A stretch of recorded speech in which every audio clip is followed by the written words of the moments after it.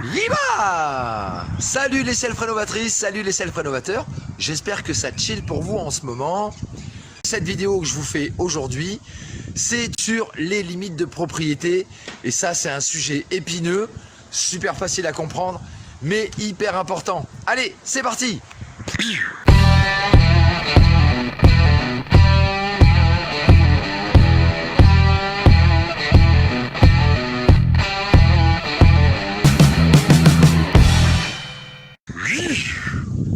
Dans notre beau pays, la France, chaque citoyenne et chaque citoyen a le droit à la propriété, que ce soit de biens meubles, immeubles ou d'animaux, et d'en disposer comme il l'entend, bien évidemment en respectant la réglementation et les lois en vigueur dans notre pays. Là, je vais vous montrer différents cas de figure des limites de propriété, les erreurs à ne pas faire, comment les résoudre ou comment procéder s'il y a des malfaçons sur des futures constructions en limite de propriété. Allez, c'est parti. Alors, premier cas de figure ici, vous êtes en limite de propriété avec la voie publique. Vous n'avez aucun intérêt à déborder sur la voie publique. C'est rare quand les mairies attendent des procès aux citoyens qui construisent et qui débordent sur la commune, mais s'ils se mettaient à le faire, beaucoup de gens auraient des soucis à se faire. Donc, il y a un léger laxisme à ce sujet-là, mais quand même, faites attention. Donc, nous ici, toute cette partie-là, voilà, jusqu'à la murette, appartient au département, appartient à la commune, voilà. C'est pour ça que nous, on a construit le seuil pour notre futur portail coulissant en deçà. Et nous, notre limite de propriété, elle s'arrête au bord du trottoir, là, ici, voilà. Et donc, du bord du trottoir jusqu'à l'angle de notre propriété, là, voilà, la ligne, elle est ici. Donc, on s'est quand même mis en retrait. Parce que c'était plus pratique pour nous, pour pouvoir se garer le temps qu'on mette notre portail coulissant électrifié.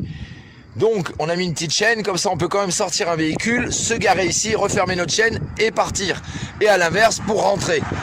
C'est également pratique pour la factrice et également aussi pour l'enlèvement des ordures ménagères. Donc ici, pas de souci. Vite, je vais vous donner les 5 principaux sujets de discorde entre voisins. Donc, en 5e position, il y a les nuisances olfactives, les odeurs. Tu as acheté, tu as fait construire à côté d'une exploitation, des fermes souvent, et forcément il y a un bourbier, un endroit où ils stockent tout le purin, toutes les déjections animales, et forcément suivant les vents, eh bien ça te rentre dans le nez. Ça peut être aussi, tu achètes, il n'y avait rien aux alentours, et puis sur un terrain, ils décident de construire une méthanerie. Donc on fabrique du gaz pour faire fonctionner des véhicules ou tout autre appareil. Et ça, c'est fait avec les déjections humaines et animales. Donc là aussi, nuisance olfactive. Numéro 4, ça va être tout ce qui est végétation. Un arbre de ton voisin qui dépasse chez toi et admettons un sapin, les aiguilles tombent sans arrêt, ou alors il est trop haut, il fait de l'ombre, voilà, où il y a une branche qui casse et ça tombe chez toi, il y a des fruits, etc. En numéro 3, c'est notre sujet, c'est les travaux. Cherche pas à comprendre, c'est toujours comme ça. Et si il y a un empiètement sur ton terrain, admettons, je te dis, pas de jurisprudence, pas de nanani nanana. Les cours de cassation sont intraitables et sont toujours d'accord avec la partie qui est embêtée. Le numéro 2, ce sont les animaux. Donc chiens, chats, chèvres, vaches, tous les animaux de la ferme. Donc le bruit ou même la présence, ça gêne des gens. Quand tu viens habiter à la campagne, hein, attends-toi à ce qu'il y ait des vaches, des chèvres, des animaux. Le numéro 1, eh bien, c'est les nuisances sonores. Voilà, le bruit, quel qu'il soit. Alors, il y a encore 30 ou 40 ans en arrière, on appelait ça du tapage nocturne. Aujourd'hui, il n'y a plus une notion de tapage nocturne ou diurne. Il y a une notion de nuisance sonore. À partir du moment où du bruit est constaté, est avéré sur la dénonciation ou l'appel d'une première partie, eh bien, la deuxième partie qui crée ce bruit, ces nuisances sonores, eh bien, elle doit stopper immédiatement ces nuisances. Point, c'est comme ça. sur ce bout de terrain où je suis en train de commencer à creuser une fouille. On la voit pas trop, tu vois. On la voit qui s'en va jusqu'au bout là-bas. Voilà. Ici, ce champ-là, il appartient à mon voisin qui a cette maison ici, juste derrière. Donc, je vais faire un petit mur de clôture là, et puis après, tout le long, là, ici, comme ça. Et donc, je dois respecter la limite de propriété. Donc, je te montre comment elles sont fichues les bornes. Hop, attention, petit demi-tour. Donc, moi, j'ai mis cette espèce de piquet. D'ailleurs, tiens, hop, on va mettre une petite protection. Donc, là, la borne, c'est à l'ancienne. Donc, voilà, tu vois, elle est enfouie dans le sol. C'était fait comme ça. Donc, chez mon voisin, ben c'est la moitié de la borne, c'est chez lui. L'autre moitié de la borne, c'est chez moi. Donc, moi, j'ai fait exprès de mettre mon piquet ici, à l'intérieur de la borne. Comme ça, il reste encore 5 à 7 cm où je suis tranquille, parce que quand on creuse, ça mord un peu sur les bords, etc. Donc là, je suis tranquille. Donc, je mets mon petit fil, ma petite marque, pour pouvoir tendre après jusqu'à un autre piquet là-bas de l'autre côté. Je t'emmène tout de suite. Voilà, on arrive à l'angle des deux propriétés. Donc ça, tout ça de l'autre côté, c'est chez mon voisin. Et ici, c'est chez nous. Tu vois, la borne, elle est ici. Alors les nouvelles bornes, elles sont comme ça. Donc là, c'est pareil, tu vois, mon piquet, eh bien, je me suis mis à l'angle de la borne, mais à l'intérieur de mon terrain. Là, pareil, je remets un petit capuchon. Je la mets à l'intérieur et comme ça, ben, tu vois, j'ai creusé ma fouille. Donc j'ai tiré un fil, voilà. D'ici jusqu'à l'autre piquet là-bas au bout. J'ai tracé à la peinture. Et après, avec le tracto, j'ai creusé. Et j'ai fait pareil de ce côté-là. Je rejoins l'autre borne. Alors là, sauf que la borne ici, elle avait pété et elle est par là. Donc, avec mon voisin, on s'est mis d'accord, on a regardé. Et hop, on a planté un piquet ici aussi. Et ensuite, ça va aussi jusqu'à l'autre piquet qui est juste ici. Voilà. Mais je me mets à l'intérieur de l'endroit où il y a la borne.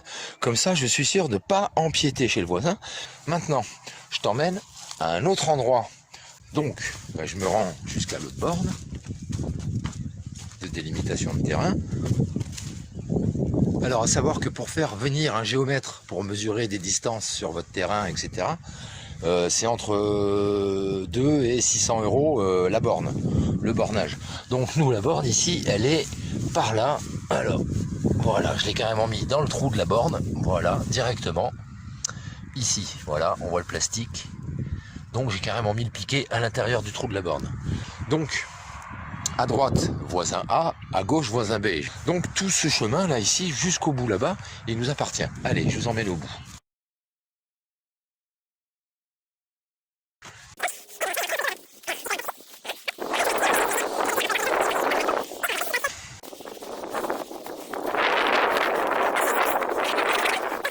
La moitié de la borne sur la droite, c'est chez mon voisin, et la moitié de la borne sur la gauche, c'est chez nous. Maintenant, on passe en face chez le voisin, et chez nous. Donc, il a monté une chaise pour pouvoir mettre son mur de clôture. La chaise, c'est des deux gros piliers, là, avec les planches et les espèces de serre-joints. Et il y a la borne au milieu. Ok, on peut déjà constater que il a coulé sa petite dalle, impeccable. Et donc, ce qui se passe, c'est que la moitié de la dalle, elle est chez moi. Donc ça, vous n'avez pas le droit de faire ça, c'est interdit. Si vous coulez une dalle, vous devez la couler de votre côté. Ça veut dire qu'il va falloir creuser plus profond, atteindre la pierre et ferrailler correctement jusque dans la pierre. Et ensuite, couler votre dalle, mais la dalle doit être chez vous. Donc là, le problème se pose. Je l'ai été le voir tout à l'heure, mon petit voisin, puisqu'il a coulé ça il y a 2-3 jours. Donc après, bon, il met un plastique, il fixe au sol, c'est pas le problème, on s'entend bien. Et d'ailleurs, ça va continuer. On se prend pas la tête. Mais ça m'a mis la puce à l'oreille, c'est quand je suis venu entretenir mon terrain, quand je suis venu tondre, eh bien j'ai vu ces petits piquets de bois là. Et là, les petits piquets de bois, ça m'a mis la puce à l'oreille. Je me suis dit, il va y avoir du béton qui va couler. Mais le problème, c'est que la murette, elle est bien alignée avec la borne là-bas au bout. Par contre, là, la semelle, eh bien, cette partie de semelle, elle est chez moi. Donc, il va falloir qu'on trouve un terrain d'entente ou qu'on trouve une solution pour remédier à ça. En plus, quand je lui en ai parlé tout à l'heure, eh bien, il me dit, ouais, mais le problème, c'est que toute ma murette, tout le long, là, je l'ai faite comme ça. Donc, ça voudrait dire que il empiète sur mon terrain, depuis des années, bon, même avant qu'on l'ait acheté, puisqu'il a construit sa murette avant que j'ai acheté. Et donc, ça continue aussi jusque-là, voilà. Donc j'imagine que de ce côté-là, eh ben, c'est pareil, il a utilisé le même concept, il a mordu un peu sur le terrain, donc empiètement sur la ligne de propriété. Donc voilà, on a fait le tour du bouclard, t'as vu, je t'ai montré les différents cas de figure. Eh bien, on va voir comment solutionner ces problèmes-là. Alors, il y a 3 possibilités, je vais te donner par rapport à mon cas. Même si tu t'entends super bien avec tes voisins, ça peut changer du jour au lendemain. Pour un oui, pour un non, on ne sait pas quelle mouche peut piquer les uns ou les autres. Et du coup, ça finit au pujadas. Voilà, donc toujours acté, là c'est ce que j'ai fait, photo, constat, etc. Même si tu t'en sers pas, c'est dans un dossier avec tous tes papiers, tes actes d'achat, etc. Tout, tes bornages, machin. Et comme ça, tu es tranquille. Donc la possibilité numéro 1, c'est faire détruire, coûte que coûte, quoi qu'il en coûte, quoi qu'il se passe, et demander réparation à ton voisin. Donc tu vas commencer à devenir un peu casse-couille pour tes voisins, mais c'est la loi, c'est comme ça. Si eux, ça leur arrivait, je suis sûr qu'ils feraient la même chose. Bien, il n'y a pas 36 solutions. Constat d'huissier, donc tu fais venir un commissaire de justice, maintenant on appelle ça comme ça te coûte 300 balles. Hop, il prend des photos, il constate, et voilà, il va peut-être falloir faire venir aussi un géomètre pour vérifier le bornage, etc. Donc allez, encore un billet de 300 à 600 balles pour vérifier 1 ou 2 bornes, au moins les 2 dans la longueur de l'endroit où il y a l'empiètement. Et puis, donc ça va te coûter un peu de rond. Ces ronds, tu pourras demander à les récupérer, à te faire rembourser après par la personne qui empiète chez toi. Mais ça sera qu'après. Et puis, courrier avec accusé de réception en recommandé, plus une petite lettre en suivi pour prévenir le ou les voisins concernés que tu as fait des constatations et qu'il va falloir que rapidement ils se mettent en conformité avec la réglementation. Donc le voisin, quand il va recevoir ça, donc il vaut mieux faire comme moi, aller prévenir le voisin, aller le voir tout de suite. Je m'en suis aperçu juste quand il a fait sa semelle. Deuxième cas de figure, eh bien là tu vas aller chez le notaire avec ton voisin, vous allez vous mettre d'accord, et puis il va falloir que tu lui vendes le bout de terrain sur lequel il empiète. Donc moi c'est 25 cm sur 120 ou 130 mètres, donc je lui vends ce bout de terrain. Après, ça sert à rien de vouloir faire fortune en lui vendant le bout de terrain, parce que là c'est sûr qu'il va avoir la vente en travers. Si le voisin, mon voisin là, le voisin B, il devait déconstruire toute sa murette, il a un petit cabanon, il a l'encadrement, il a monté des murs et tout, assez haut derrière et tout, c'est à toi d'estimer combien ça pourrait coûter, et donc tu vas estimer le prix que tu vas lui vendre. Donc si admettons, pour tout détruire et reconstruire, il en aurait pour 30 000, eh bien, je sais pas, tu le vends 10 000. Alors c'est sûr que 10 000 ça va faire cher, mais il va se dire, je lui achète le bout de terrain, ça va me coûter 10 000, mais mon mur, mes superstructures, mes infrastructures, il n'y a rien qui bouge, tout reste en place, et ça me coûte que 10 000 €. Donc comme je vous le dis souvent, prenez bien votre temps pour tout le temps faire de votre mieux du super bon boulot. Ça inclut de se renseigner sur les DTU, la réglementation en vigueur, toutes ces choses-là, pour éviter de faire des conneries que vous allez payer beaucoup plus cher après, en argent et en temps, parce qu'il faut revenir sur le sujet et retravailler. Et la rénovation, on le sait tous, c'est chronophage. Et du coup, sa murette et compagnie, c'est lui qui va être obligé de venir l'entretenir. Donc tu devras quand même lui laisser un droit de passage. Tu peux faire juste un acte papier chez le notaire quand même pour dire que il n'a pas d'usufruit, mais il a un droit de passage pour entretien. Point barre.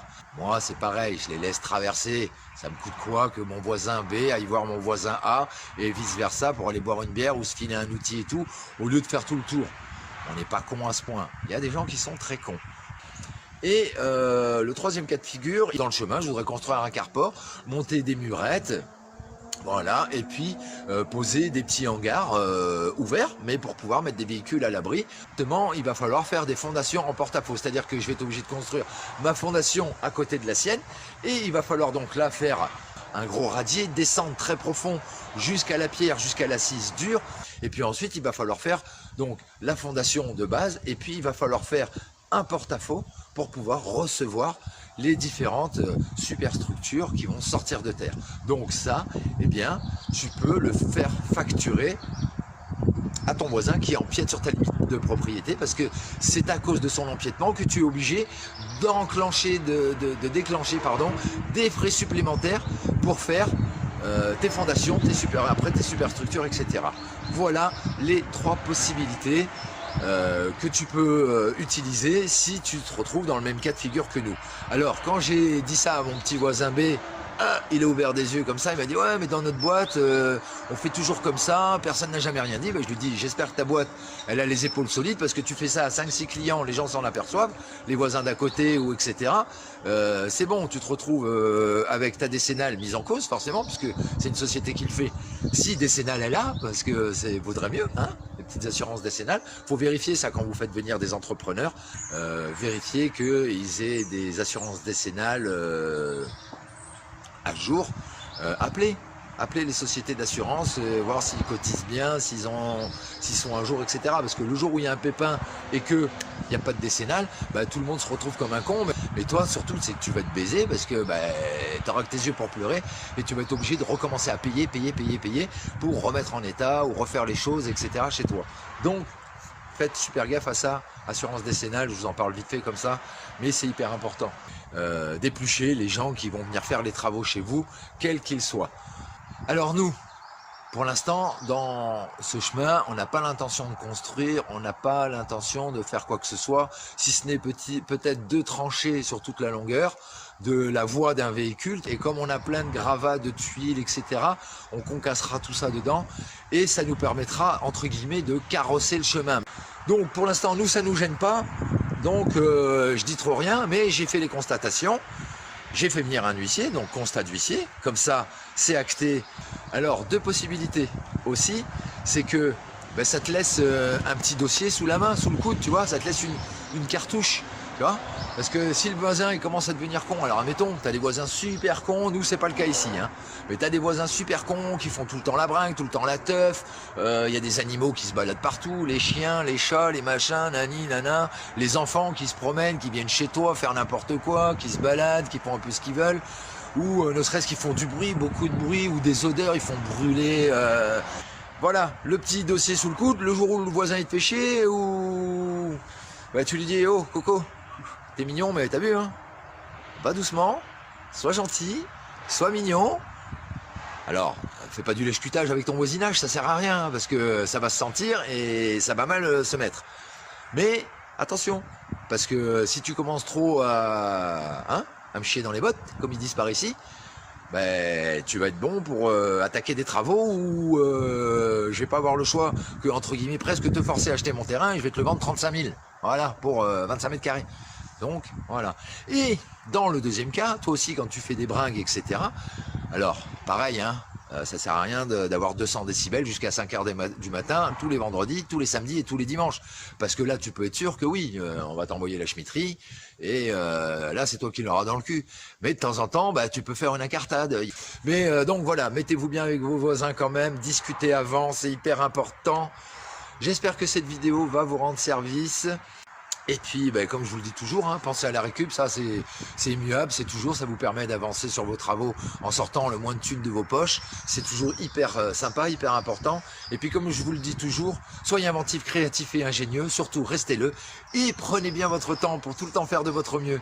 Du super bon boulot, et je vous dis à bientôt pour une nouvelle vidéo de Renault. Salut les petits builders!